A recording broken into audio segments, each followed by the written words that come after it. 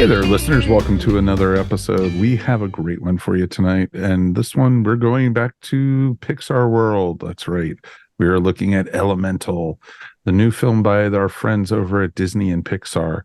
And this one shows, do elements mix? And, it's interesting seeing the elemental world brought to life and very cleverly in a lot of ways, but it tells so many different stories.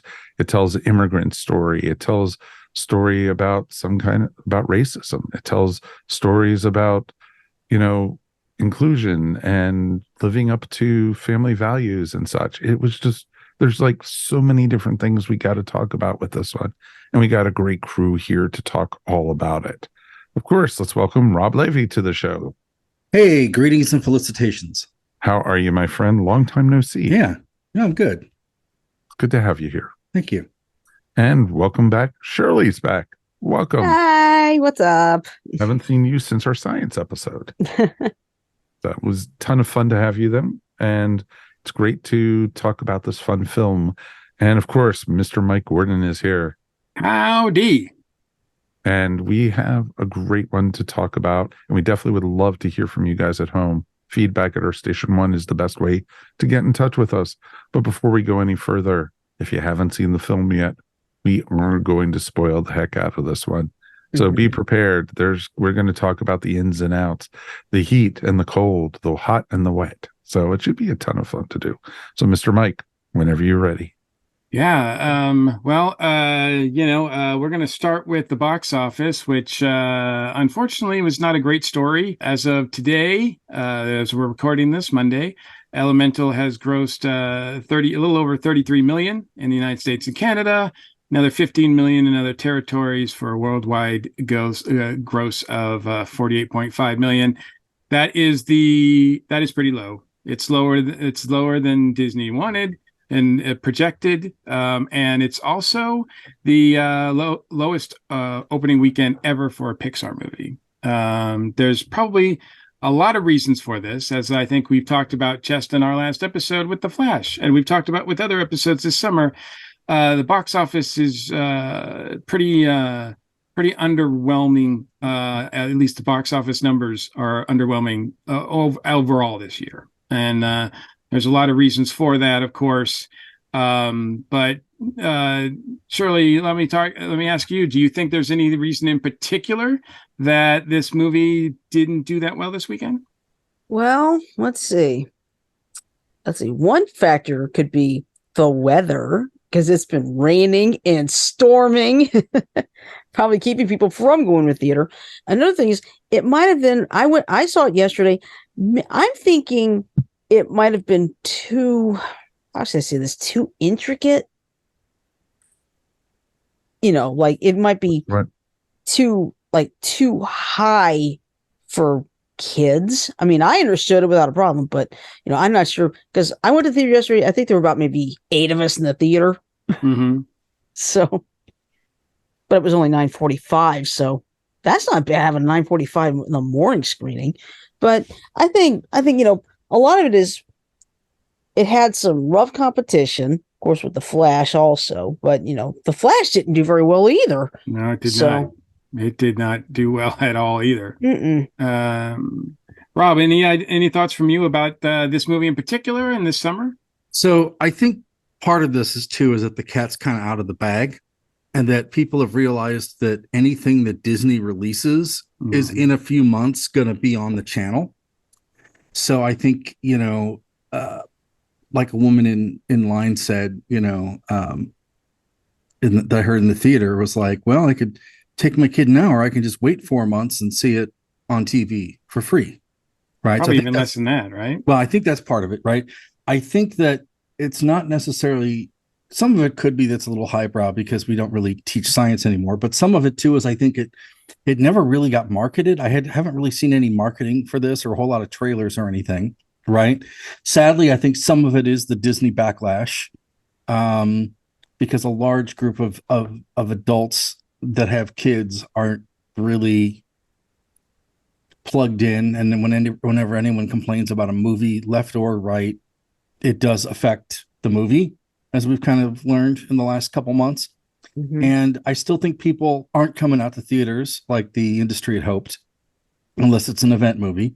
And I also think that some of it is probably weather related. I mean, I realize a large part of the country has got storms. The Pacific Northwest, I think, has got record heat.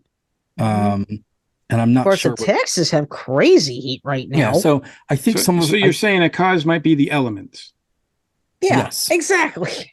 Yeah. And I also think too that, you know, people are so burdened and encumbered with the issues of the world that a movie that talks about global warming and immigration and acceptance and diversity, just I think a lot of people are just like, hey, I want to get away from that, you know. But there are equally numbers of people that are excited about that and just want to hear the good storytelling. But I do think that, you know, we have to eliminate the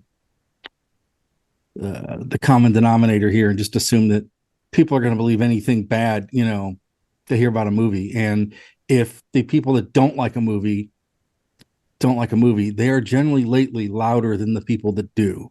So I think that's part of it as well. I don't Mike, any disagree thoughts? with that at all. I think Rob pretty much hit it on the head. Sorry. But I think the big thing with it is, I think a lot of it is, you could see this on Disney Plus probably by the end of the summer. It's almost a guarantee that it'll be there, and especially because it hit so low. I think Rob, you and I were talking about it earlier, that some of the theaters are already pulling showings of it and replacing it like with Fast X and other movies. Well, I was trying to see it 2 or 3 times, and they're doing it not just with this film, but in general. Yeah. Now, and some of it too is that big films and the studios want the bigger films to get more screen times. So some of this is an industry pushing, a studio pushing, right? And that's a whole separate show for later. But I think a lot of it is, you know, like you go to the theater and it's like they haven't sold any tickets or they've sold 2 or 3. They'll wait a half an hour before and just show something else if they've got overflow or over demand, right? While this may not necessarily be a big thing in larger cities like Atlanta or New York, if you're in like Dubuque, Iowa, right, and everybody's going to see Fast X, then having a second theater, which only seats 200 people to begin with, right? Or, you know, if you're in Wyoming or some other non-large city, that's kind of an issue, right? So I think that's part of it, is that some places just aren't showing it as frequently, or they're just having 1 or 2 screenings, like one afternoon and one evening, or just one afternoon, or one place here had a 10:30 a.m. screening, and it was the only screening of it during the day. Oh, wow. And that was a Sunday, right? So, you know, I think there is some of that too, and that theater owners are because they need to make money, are putting the stuff that's going to get butts in seats and make money exactly in theaters. I know. It's just, I'll give an example. Last year, I was going to see Black Adam in the theater, but what happened was, I get in the theater, you know, I go into the movie, start the movie, and then all of a sudden I see the Universal logos. Wait a minute, something's not right here. Then the moment I see George Clooney step out, nope, this is not Black Adam. It turned out the theater had canceled the movie, but the staff never knew it. So they gave me a free ticket to a following movie. Interesting. Because, yeah, it was interesting because we went to a later show of it on, I think, Saturday night, and we went to like 9:30, and we were the only ones in the theater. And the person's, you know, when we were buying tickets, they said, "You're the only ones in there. If you didn't show up after 5 minutes, we would have canceled the film." And, you know, that's what most theaters are doing. Why? They don't want to waste electricity to, you know, show the film for just nobody anymore. But it was funny as heck, because the next theater over was Spider-Man Across the Spider-Verse, and it was completely packed, the film and everything. And so another animated film, but different audiences, obviously. Yeah, but I enjoyed the film, and it was neat to see Pixar, because Pixar's animation is always groundbreaking for me. And it's, you know, the detail on the computers is just literally since Toy Story, the first Toy Story, you know, has each time another film comes out, the details and everything. And now the details with like the water and the fire and the flames and everything. It was just beautiful. It was truly, truly beautiful. I think some of it too is that, Marvel has done a very good job of making everyone think that every one of their movies has to be seen in a theater, right? So people will go. I think the only way to really truly appreciate a Pixar movie is to see it in the theater, but I don't think they've conveyed that same messaging in their promotion. Not at all. In fact, last year with Lightyear was the first Pixar movie that be released in the theater in 3 years. And so this is coming off of that. And I do think, in addition to everything that you guys said, which I agree with, because I don't think it's just one thing. I think it's everything adding together here. I think Pixar's brand is not really strong right now. Lightyear came out last year. It wasn't a huge hit. It's been a while since Pixar had a huge hit that everybody was talking about. So I think that they are kind of struggling with, getting people back. Now, whether or not the movies are good or not, that's beside the point. But as far as getting word out there, that it used to be, 15 years ago, even 10 years ago, if Pixar made a movie, everybody went to see it because you knew that you were going to see something special. I think that's been a bit watered down over the course of the last few years. And I think because you haven't had to go to a theater to see the last few Pixar movies, it affected this one as well. And like you guys said too, the movie, like this movie season is the first one we've had since the pandemic that is crazy busy. Like this is we had 2 movies open this weekend. We've had 2 movies open in the last week. Like it's just every weekend, 1 or 2 movies is coming out, and people just are not going to keep up with that kind of pace. And so they're going to have to make decisions. And when they make decisions, if they're only going to see 1 movie, a month, maybe this is probably not it. But the thing is, they're not crushing it. That's the thing. Any of these films this summer so far. Yeah. I know. I think Spider-Verse is doing pretty well. Yeah. I mean, Spider-Verse is doing the best, but out of everything. But yeah, there's still more to come, and I don't know how long. Yeah, because let's see, at one point you had Fast Six #1, then Little Mermaid #1, then Spider-Man Across the Spider-Verse #1, Transformers Rise of the Beast #1. Was Flash #1? No. Yes. Oh, Flash is 1, but it's the same universe as all the other. No, I'm talking about Flash was #1 this weekend. Is what I It was. mean in the box office. Yeah, but it was. Yeah, I mean, it wasn't a strong weekend, but yeah, I mean, and it's just like every week we've had a different #1. It's like this summer is just crazy. Well, some of it too is that the cost of going to the movies is now higher than it was before the pandemic too. absolutely. Right. Yeah, So- I went to a 940. I went to the 945. I paid like $7 because it was a matinee. You get Disney Plus for the whole month with what you pay to go see Elemental. That's true. For 2 hours. And I do think, I think that's right. And I also think that there's people holding out for Indiana Jones and Mission Impossible and Oh yeah, a couple other things. They're going to wait till those to spend their like money. Mission Impossible gets to Paramount Plus. Blah blah blah. Yeah. So let's talk about Elemental. Let's talk about the movie itself. Now, I think another reason that it's not doing strong, the word of mouth on this is not great. The reviews have been mediocre to bad. The 76% of the critics' reviews are positive, but the audience one is pretty low. The cinema score is pretty strong, so that means something. But I want to know about. I don't care about all of them. I want to hear about you guys. Shirley, we'll start with you. What were your thoughts going into this movie, and when you came out, were you satisfied? Let's see. When I came in, I just had low expectations because I didn't know what to expect because all I know is like you got a Woman of Fire, Gentleman Made of Water. I love their names, Amber Lumen and Wade Ripple. I know, I love it. That was so funny. I like that part. But when I came out, it's like it wasn't that bad a movie. Not the best movie, but I thought it was pretty good. As I liked the way what the story was doing, but one thing I didn't like was a bit of the pacing because it's like they were switching something from one thing to another, like especially with the wooden, where the water's crashing in and they have that wooden. It's like they suddenly changed to something else, then back to that. it's like it did throw me off a little bit. Mm-hmm. Mm-hmm. Rob, what about you? What were your thoughts going in and then coming out? So I really liked it. I was expecting to generally, I have not even really, there's only been one Pixar movie I've really just generally not liked, right? But I generally was excited about it, and I'm glad I saw it, and I'm glad I saw the Carl's date feature before Yes, I like that which too. was That was wonderful. which was that like just set the table, I thought, really well for setting sort of an emotional tone. Mhm. I thought it was really clever in how it created this world. The world building on this is pretty incredible. You know, you can sort of see the stamp of the animators in film. It's ambitious in terms of what it's trying to tell. There's lots of cool little Easter eggs in it, you know, the names of things and signs and things, which is always fun.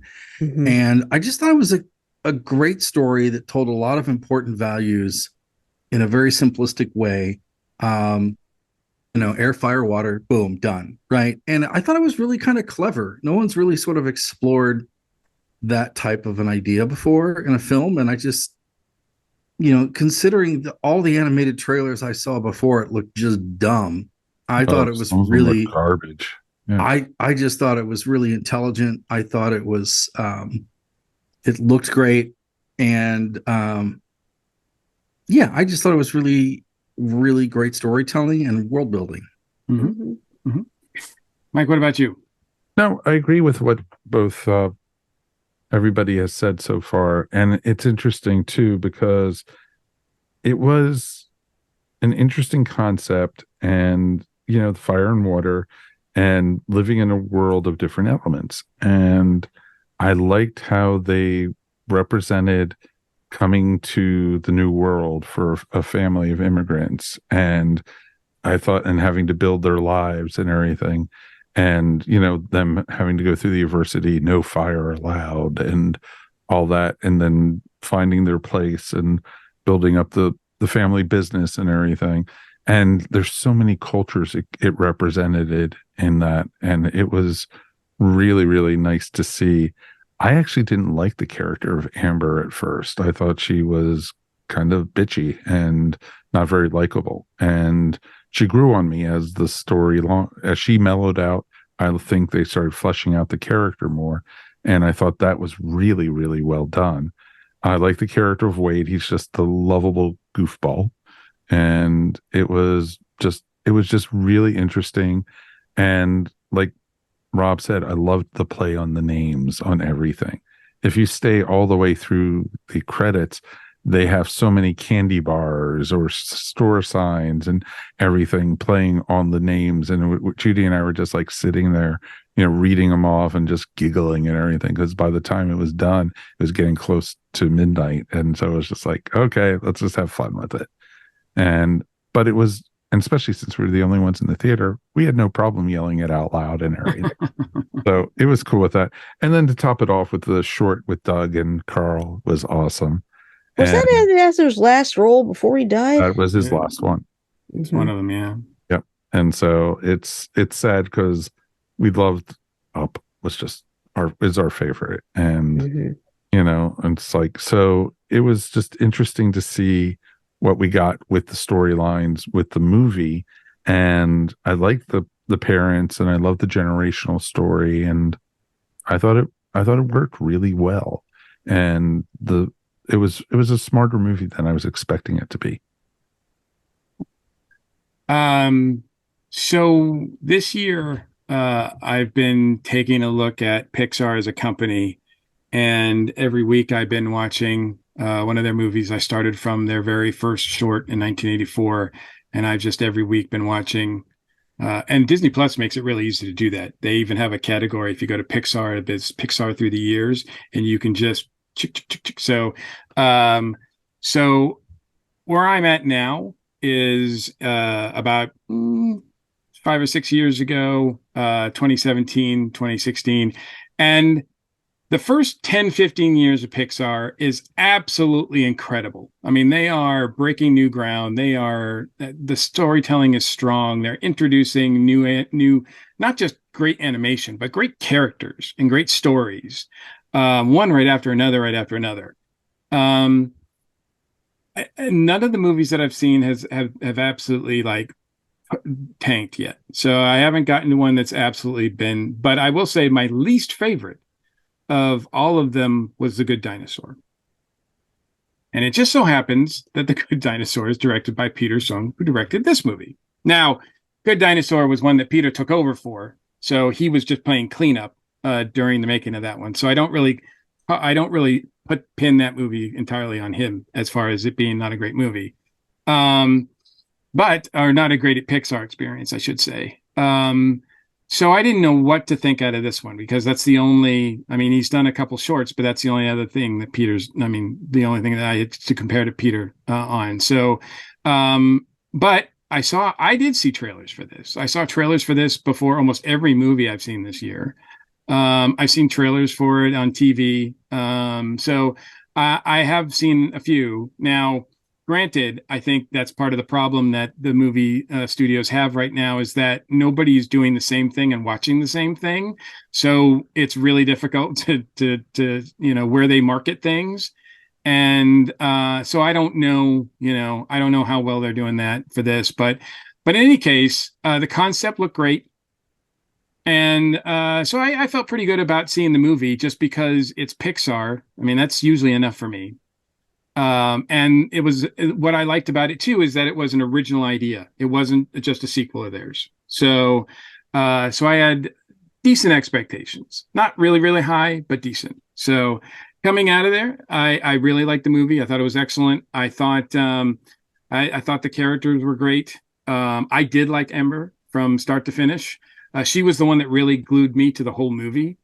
Wade, I went back and forth with, really, but I liked Ember a lot. I think, well, we'll talk about it a little bit, but I liked her overall. And I thought it was strong. It's not as strong as I would like. It's not as great of a movie as some of Pixar's past, but I think it's a solid movie. And it's the best movie I saw, out of the two new movies I saw this weekend, which was this one and The Flash. I'd put this one over The Flash any day of the week. I would see this one again before I'd see The Flash again. So I think it's and it makes me happy that Pixar is doing original stuff, and I hope that this, like, whatever this is with the box office and everything like that, I hope this finds an audience on Disney Plus, like Luna did, and like some of the other Disney movies have that weren't greatly received in the theater, so that Pixar can keep making original content movies like this. Now, I did see a couple reviews one of them was really, I think, mean and harsh. This person didn't like this movie at all, and they accused Pixar of basically writing the script with AI ChatGPT. And I thought that was a mean comment. I didn't feel that way at all. But I don't know. What do you guys feel about that? How do you guys feel about the story itself and how it played out? Rob, we'll start with you this time. So, my comparison to this is Turning Red, which excellent, yeah, only made 20 million at the box office, but got nominated for an Oscar, and people loved it, and it's kind of become a movie that people have loved later, right? And it's got a lot of the things in place that this Pixar film does, and that it's more of a story with motivations in the current world and not as just outlandishly goofy fun like Toy Story is, right? So I think to that end of it, it's different. I think that people just aren't I don't know. I don't know if the reception is fair, or if just people aren't getting it. There's some missing piece. Yeah. There's a lot of people that are going to be mad because they don't want a movie that makes you think. Well, it's got some sort of undertones about immigration or global warming, or they don't want any of that, right? Mm-hmm. And I think there is a backlash of that. right? That they're fighting off right or wrong. But I also think that some of it is that people expect every Pixar movie to be Toy Story, and if it's not, they're not going. Right? They just don't. Right. Yeah, that's I probably mean, it. I know people that hate it up, and I'm just like, what is wrong with you people? Right. They should be just taken out. I generally, I know Pixar's laid off staff, and I think Mike talked about this a little bit. They've kind of had a bit of a rough go of it the past 5 or 6 years, but I will go to their films to support them because I want to support well told animated films.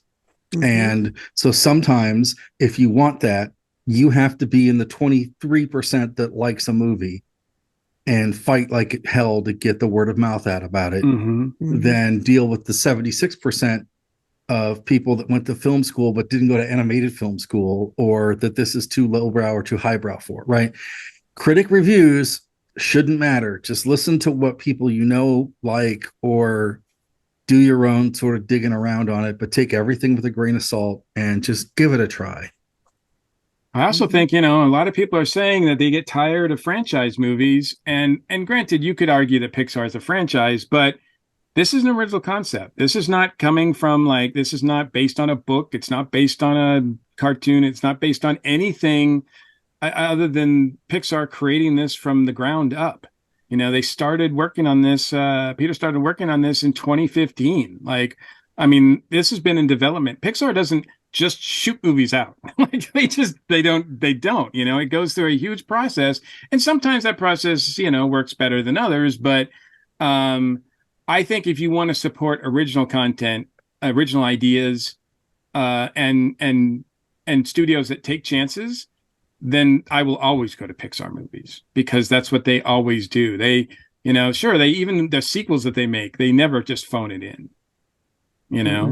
I'm Shirley. Sorry, Shirley, you were going to say what about? No. I was just going to say, I think one of the biggest problems is, it's what going back with Rob said. People want escapism. They don't want reality. And unfortunately, it was like you said, immigration, climate change. It's one of those situations like people don't want to go to a movie to think. They just want to go to a movie to escape. I think so, but I think that has to be based in some sort of reality too. And maybe they just don't make movies like this anymore because I got a vibe of romantic comedies like Moonstruck off of this movie. They don't really make those much anymore. So is this possible that's not, that's having a hard time connecting with people. I do think the animation was amazing in this. We know Pixar, we've known for years that Pixar can do water and that it can do fire.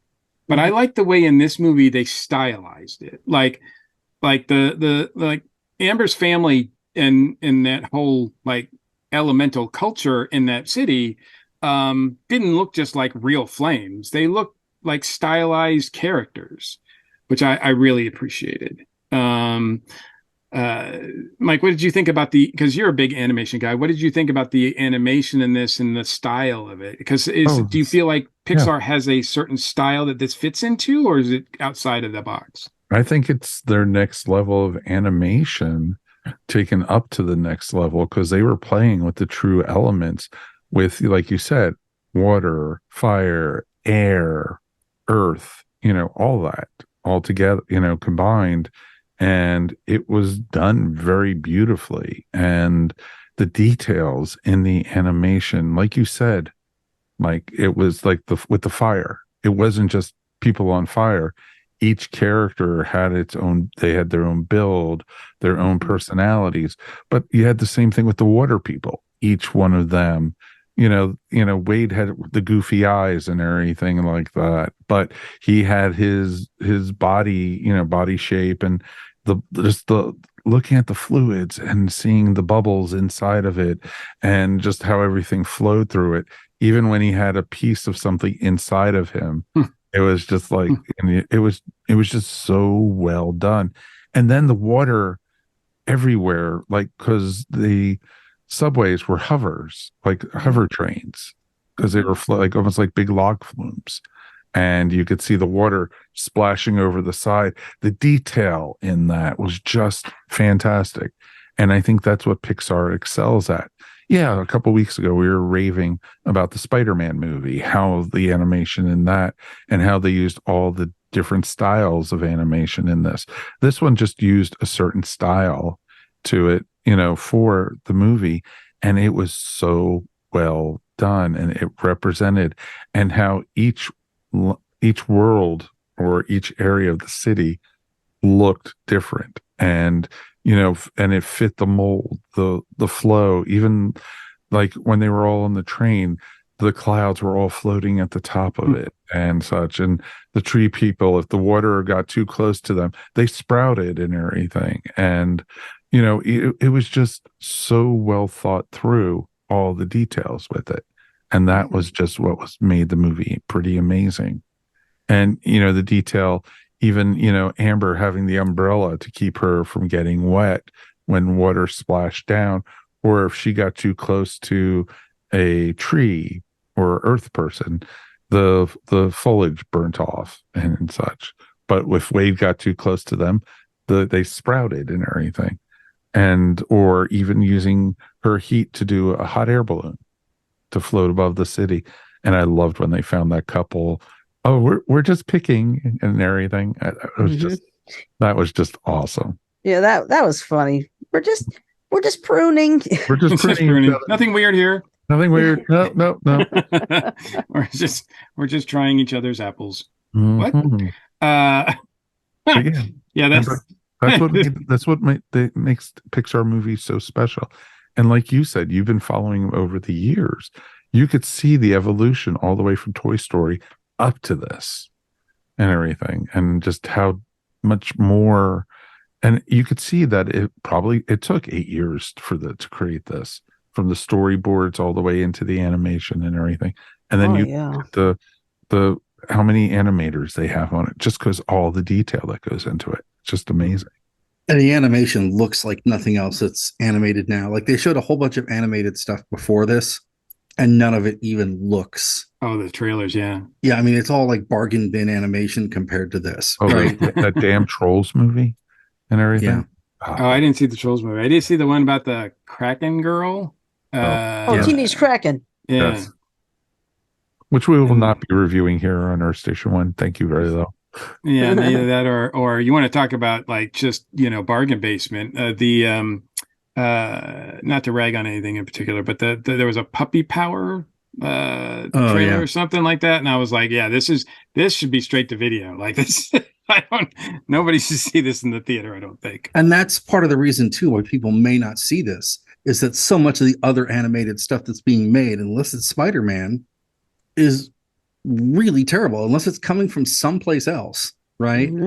The rest of the world makes really great animated movies all the time. We make like 2 a year that are good, and just go for the lowest common denominator. It's kind of terrible. So I did like the cute little throwaway line when he went to see Wade's family for the first time, and they're talking to people at the table, and one of the kids is named Ghibli. I thought that was really cute. I love the kids, Marco and Polo. Yeah, that was funny too. Marco Polo. Apparently, I guess they made history because I think one of the family members is trans, and because I saw some article about saying that was like the first time a trans gendered person had been, or character had been in a Pixar movie, and I was like, I didn't even see that. Like, they need to be better about that. If they're going to do that, they need to really do it and not mess around, like just slip it in so that nobody notices. Or we're just so oblivious to it that it doesn't. Well, that's true too. I mean, I don't freak out about it like some people. But to be honest though, right? This is a sensory overload and stuff to look at, Yes. I mean, yes. In terms of like, I just by choice, when they were on the subway, was reading the sign, and it said no leaking, no sprouting, no one other thing, right? And I was like, oh my God, that's great. Just like all the little signs. It's very easy to miss something because there's just so much that they put into the world building. Just the sign, if you see a Pixar movie and there's a sign or a wrapper, look at it, because it's going to be everything funny. In the store. Everything in the store is a fire pun. and I love it. I couldn't get enough of it. Like you said, Mike, I was watching the credits at the end, and I just it was just one fire pun after another. Well, elemental pun. Like they were all represented. Fire, I think, was more represented than the others. But let me ask you this, and I think unlike Moonstruck, whereas I think Moonstruck, I don't know if it was made today, if it would be a big hit, but let's just say it would be, right? And this doesn't. The difference between this movie and Moonstruck is that Moonstruck, the minority group, is European, pretty much white, right? But here, it's made very clear, as Rob has pointed out, that the fire elements are not the majority. They are very much a minority. They are not welcome in a lot of the city. So they have everything against them. They are told to stay in their own section.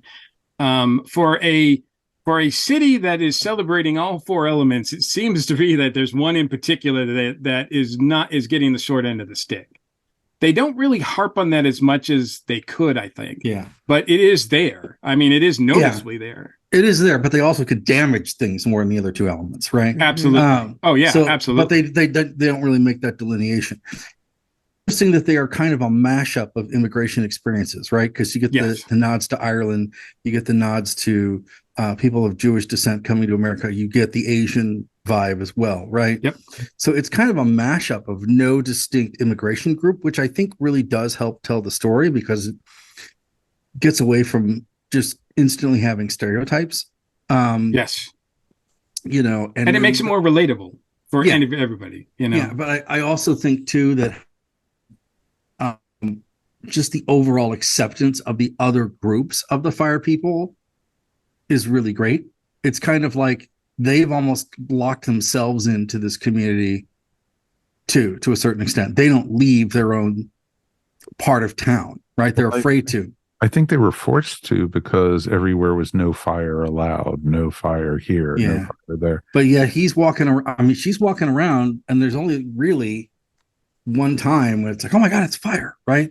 There's a lot of general acceptance kind of going on for, she's on the subway and nobody's like freaking out or anything, right? No, but she's the only one, and she has to hide herself. Yes. Oh, that's true. She hides herself, and so she does. And I noticed a lot of times when she's walking around the city, outside of her own section, there's not a lot of other fire people around, at all. And like you said, it is dangerous. I mean, it is one of the most dangerous elements, and we see that. I mean, just by bumping into someone, like they just go up, especially if you're Earth, right? And you boil if you're in water. So, although I think one of my favorite moments in the movie is when they're quote unquote breaking in to the museum to see the flower. Fire just goes right through the fence, and water just goes right through the fence as well. And they're like, why do they even have these? Like, what's the point? I mean, I guess for Earth, right? Because it wouldn't stop the air folks either, I don't think. Surely. Right. I did like the wind folks as well. We didn't get a lot of wind and earth folks represented, but I mean, we saw a little bit of them. But it was basically about the two, I guess, strongest, probably, and most opposite elements, which is fire and water. Mm-hmm. I like Gail though, the main head inspector. She was hilarious. At first, when I first saw her, I thought, is that supposed to be Amy Schumer? Because it looks a lot like her. I thought it sounded like Katie Seagal, and I was trying to figure out the voice, but yeah. With neither of them, So I saw this with Michelle, and she liked it a lot as well. She knew nothing about it going in. All she knew was that it was Pixar. We saw it in 3D because we enjoy doing that, especially with Pixar movies. And we did, afterwards she did say, didn't really think the movie needed to be in 3D.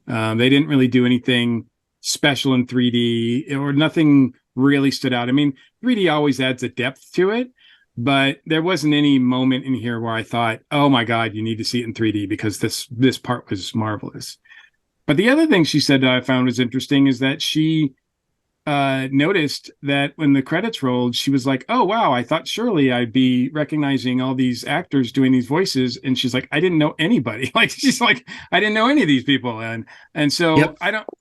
I don't know if they were just using I mean, Catherine O'Hara is probably the most well-known person, right? Mm-hmm. Yeah, I kind of like that though. I like the fact that I wasn't really distracted by not knowing what those were.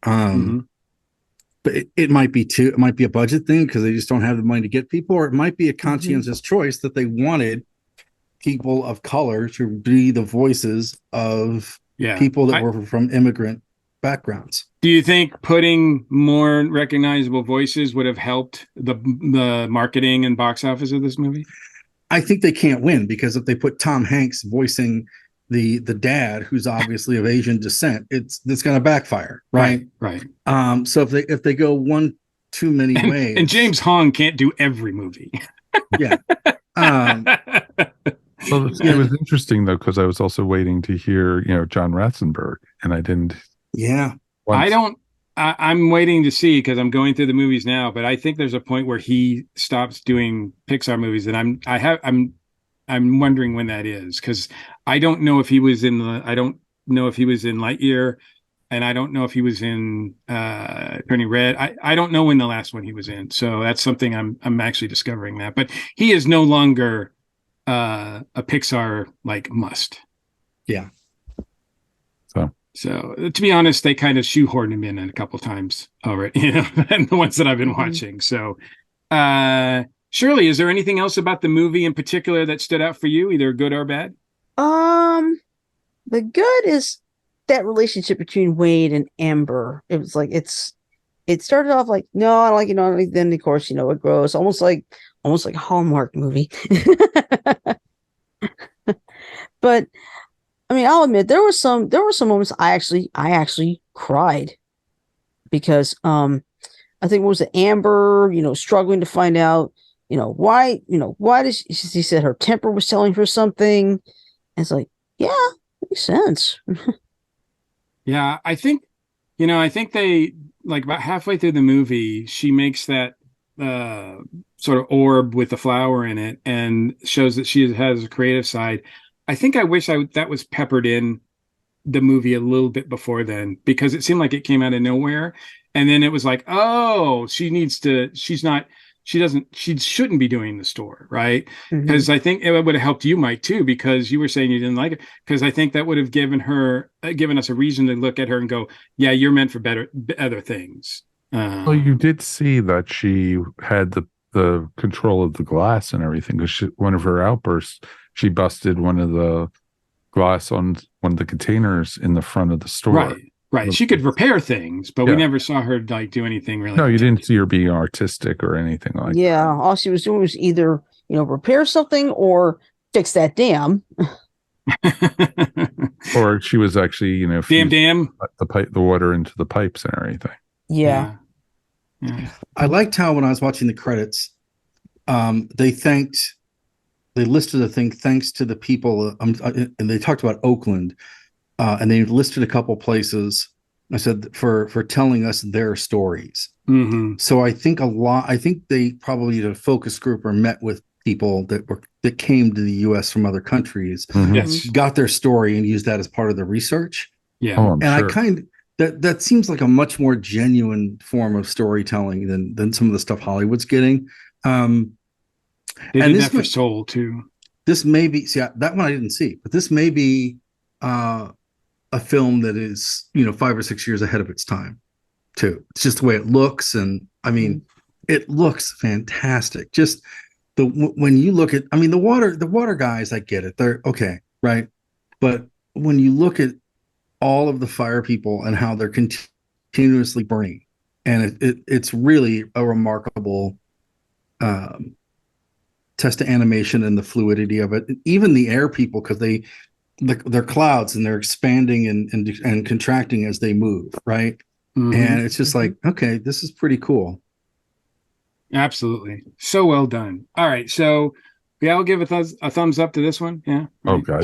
Definitely. People should see it in the theater, right? Right. Mhm. Yeah. Yeah, I think they should. I think they should, for one. Two, we're at the point where if you want movies to be made like this, you have to go support them. Yeah. And you have to tell your friends, right?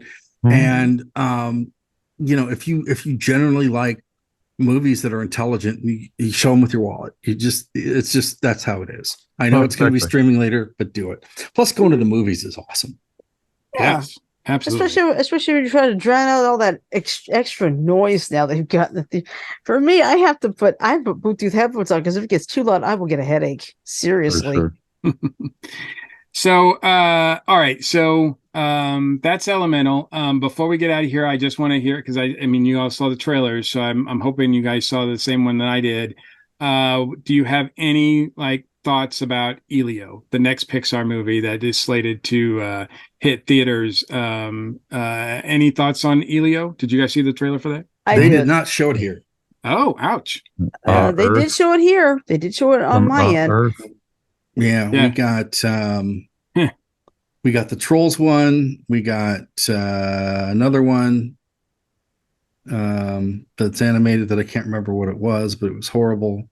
Shirley, are you excited for Elio? It looks pretty good to me. I like how it looks. The fact that they think the kid is like the leader of the earth. Why did you change your voice? This is how I always talk. This is how I always talk. It does look like it's kind of fun. So, and it's a unique property. So, and it's written and directed by the guy that did, I believe, Coco. So, so yeah, let's oh, and he produced Turning Red too. So, so yeah, good guys. So anyway, that's all we've got for Elemental. We liked it. Go see it. And we're going to take a quick break, and then we come back. We're going to close out the show. Okay, YouTube folks, this is your little bit of bonus tonight. It was interesting because in this, the immigrants scenes and the story in this was very prevalent. And it was even more so like when Judy and I were watching it and they couldn't speak a lick of English or try to spell their names or pronounce their names in any kind of English when they came to the port. That hit home really well because both our families, when they came from Europe, their names were changed, and, Judy's great grandfather was, I think it was like his name was Yurtsak or something, and they changed it to Benny. So it was just like, they just randomly, if you couldn't pronounce the name, they just gave you other names. Like Faber was originally Farbstein in Europe, and and Weinstein, I think, was like Weinstock or something like that, and they changed it to Weinstein. So it was just they changed all that kind of thing, and it really hit home. And it was, it like Rob had said during the main show. It was real interesting, the mixing of cultures and everything and such. And, I don't really remember seeing an animated movie that really did anything like that. What about, can you guys think of anything like that? American Tail. American Tail to a point, but not to this extent. I mean, American Tail is really about the Jewish immigrant experience. Yes, I know.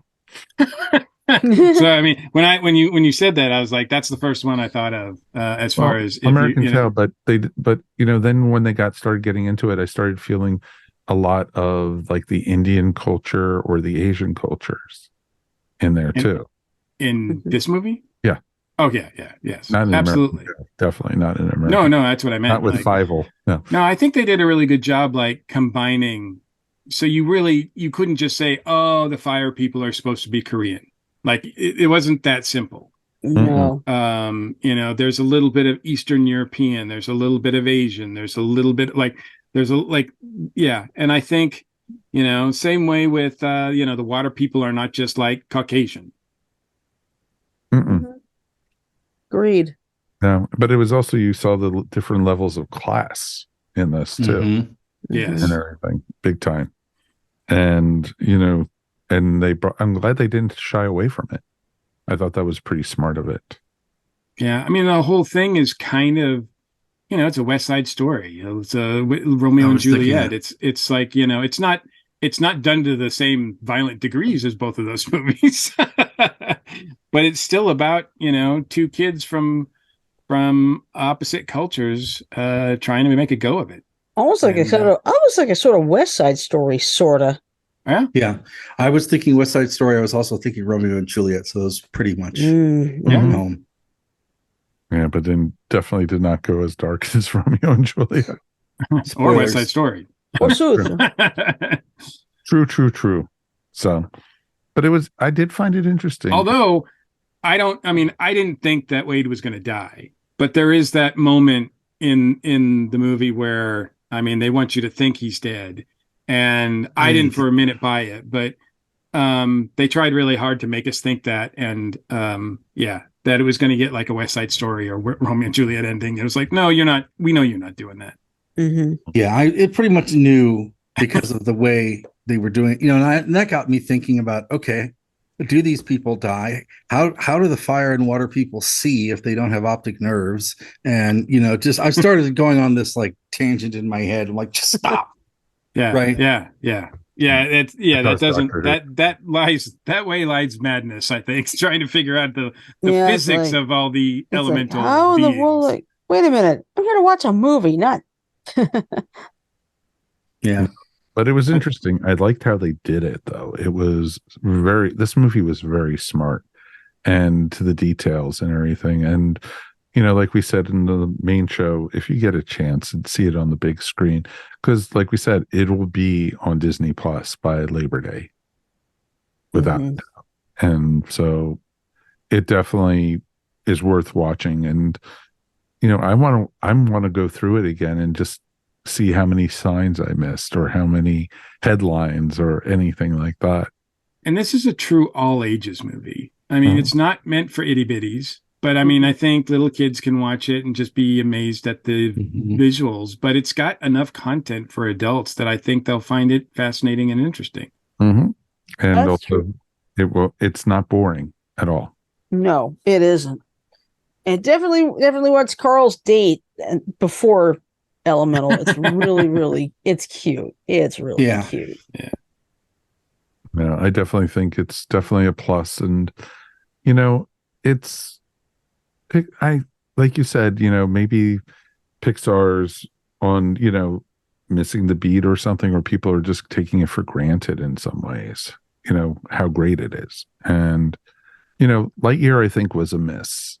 But I think, seeing Red and then this, I think, are two that deserved better at the theater. Yeah, I haven't seen Luca yet, but Soul was really good too. Oh, I remember. Soul on was Christmas, amazing. I remember Christmas Day when they had both Wonder Woman 1984 on HBO Max and Soul on Disney Plus.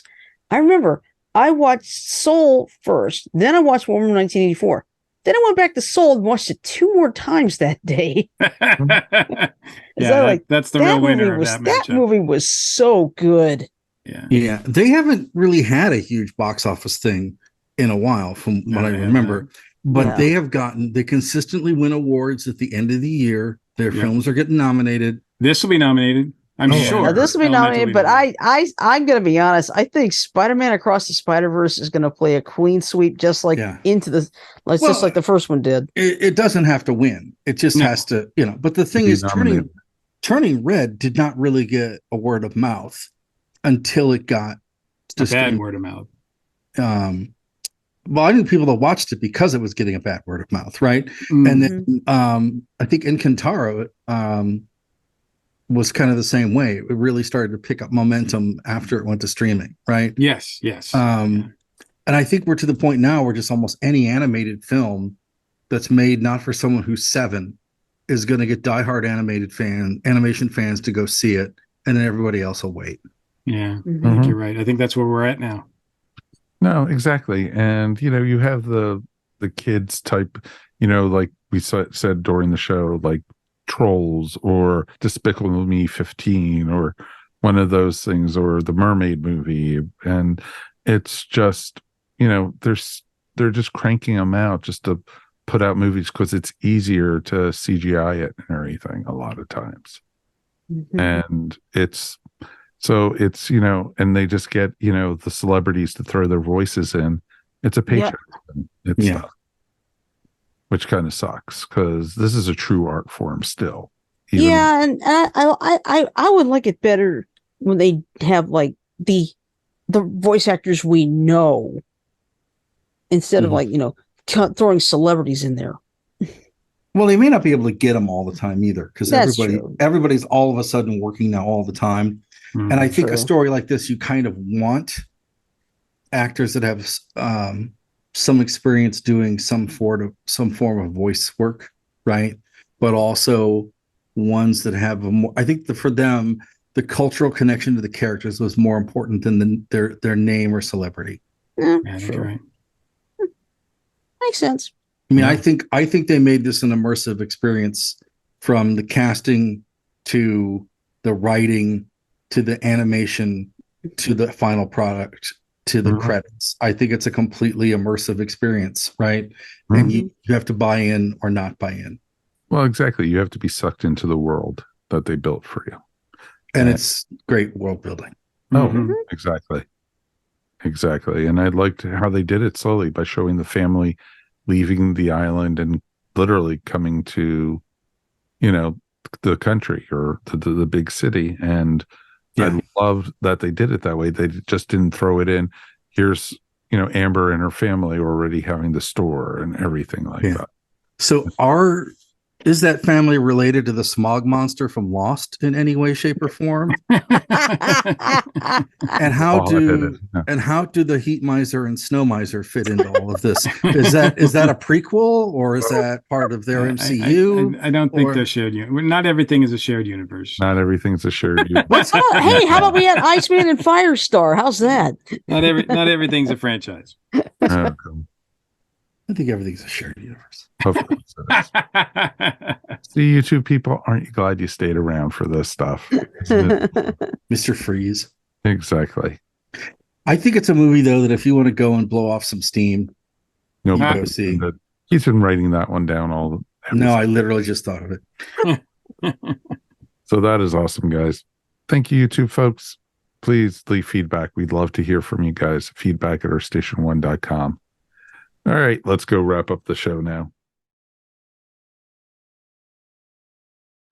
So that's going to wrap up another episode of the Our Station One podcast. I want to thank everyone for joining us tonight. Shirley, thank you so much. You're welcome. Anything you want to shout out about? Yeah, I'm a part of a group of friends. We do our show Beyond the Airwaves Leveling Up. And we'll be doing, you know, we did not have a show tonight because it's Juneteenth, but we do have shows tomorrow through the rest of the week. And I'll be doing a run of Yu-Gi-Oh! Duel Links on Wednesday. Nice. Yes, I do play that one. I do stream that on Wednesday, every other Wednesday on YouTube. But yeah, you can follow us on YouTube, Facebook, Twitter, Discord, TikTok. That's awesome. That's a lot. Awesome. That's a lot. You're everywhere. Yes, we are everywhere. Yes, remember that, folks. And Mr. Rob, thank you, sir. Yeah, thanks for having me. I should probably mention the side hustle I have on the network. That'd probably be a good idea. Modern Musicology with Alan Seiler, Anthony Williams, and Stephanie Seymour. We talk about music. We have guests. We do shenanigans. We just recorded our 74th show. We're going to do number 75. Congrats. So we're doing that. So if you like music, or even if you just casually like music, please check it out. Or, you know, any of the other shows on the network, just explore it. If this is the only thing you watch on the network, take a deep dive and, you know, think of it as streaming, but for people who make content that you might know. That you might enjoy. Also, I'm about 5 months into a new gig with Louder Than War Radio, doing an internet radio show on Mondays called Antics. And you should check that out. It's Mondays, 6 to 8 Greenwich time, 1 to 3 Eastern, 12 to 2 Central. And it's all streaming as well on Mixcloud under Louder Than War Radio. That is awesome. Definitely check it out, folks. Definitely good stuff there. And of course, Mr. Mike, we've made it through another one, sir. We did, and as always, it's my pleasure. Anything you're going to shout out about, sir? Yeah, I want to give a shout out to. I mean, I love working with my with the crew we have on Dragon Con Report. It is always fun, and we are getting closer and closer to the con itself. We just recorded and released our 6th episode, so we've got 2 more, I think, to go before the big convention. But this one was special. We actually had an interview with co-chair Rachel Reeves, which I think is probably the highest ranked person at DragonCon that we've ever talked to in our over decade worth of doing the show. I think Rachel was other that we could talk to. Yeah, Rachel was super nice. It was really fun to talk to her. Her experience at DragonCon, growing up with the con and growing up around the con and all that is really unique and a great story in and of itself. So even if you're not planning to go to DragonCon, if you're just interested in conventions and what it's like to grow up around a convention or in a convention family, listen to the interview we have with Rachel Reeves. I think it's one of our best episodes. It's a great story. It's a great, fun episode. I was glad to produce it for you guys. So it was awesome. We're thankful for that too. Oh, yeah. It was definitely interesting. My shout out real quick. Going to see more live music. I think this last weekend we had a full weekend. We actually got to see Duran Duran of all bands on Thursday, and it was fun. A ton of fun. And then we got to see James Taylor on Friday, and James is getting up there in years, and his voice is nowhere near what it used to be, but it still was such a good show. And it was weird going from such high energy with Duran Duran. And those guys are in their 60s too, but they still could bring it. But James Taylor was so mellow, so laid back. And then on Sunday, we finished it up. We got to go to the Atlanta Symphony. And nice. They got to finish up their season. And it was a great a fun time to go see and everything. And then we got to go see 2 movies over the weekend too. Mm-hmm. So we barely slept. It was good. It was a ton of fun to be able to go do this stuff. And it's just great to be able to get out again and do this kind of things. But it's also great to support live events. And, summertime's great because there's not just live concerts and such, but there's also festivals like street fairs and farmers markets and all these great things. And it's just, there's so much in the world to be able to go see and do. And I'm glad to be able to do things like that. And, it was just a blast to be able to do that. And I think the next concert we have, this is coming out a week from tonight. The next day after this comes out, we're going to go see The Cure. So it should be, equally as fun. So it should be tons of fun to do. And you know what? It's always great to do. And speaking of things fun to do, that's going to be it for the show. Thank you guys for listening. This has been the Earth Station One podcast. We are a part of the ESO network. We would definitely love to hear from you guys. Please send us feedback at earthstation1.com. It's the best way to get in touch with us. If you get a chance, please subscribe to the show. We could be found on Apple, Amazon, you name it, we're there. We're also up on YouTube. Please like and subscribe. It's always a great way to, do that with us and everything. And you know what? We've been getting more and more subscribers. And if you get a chance, please subscribe to the show. That helps our algorithm up, and, more people like and subscribe. If you get a chance, also hit the little star at the top. And, that way, when we have our episodes come out, because we're coming to you twice a week. We now release on both Mondays and on Thursdays. So it's pretty cool that we're coming to you that way. It's a great thing.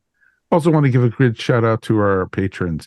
Let's say hey to Brian S., Tony Bowers, Elizabeth Raber, Barbara Ogle, Michael Thompson, and Drakius. Definitely thank you guys for helping us and subscribing to our Patreon. You can also also be part of the network and help subscribe to the Patreon by going to patreon.com/ESO network. It's pretty cool stuff, folks. You get special swag. You get some really cool stuff if you become part of the patron, and you get our episodes 2 days early. So it's pretty cool like that. So definitely check it out. Also, while we're at it, let's also say thank you to everyone who has been, leaving us feedback and just subscribing to the network and everything. And, listening to the different shows on ESO is always a great way to do it, folks. Like Rob had said, we've got some great shows, and we actually have a new show joining the network. That's right. We have the Three Fry Short podcast. It is a Stargate podcast, folks. It's pretty darn awesome. So definitely check it out. It's tons of fun. And Rebecca and her crew your guys are going to fall in love with it. It's a great show. And if you like Stargate, it's even better because they actually talk to folks from the show and interview them and stuff and the rumors are going on that the show's coming back or possibly reboot. So it should be very interesting to see. Thank you guys for listening. We'll see you here next time on our Oh, stage. goodness. Ugh.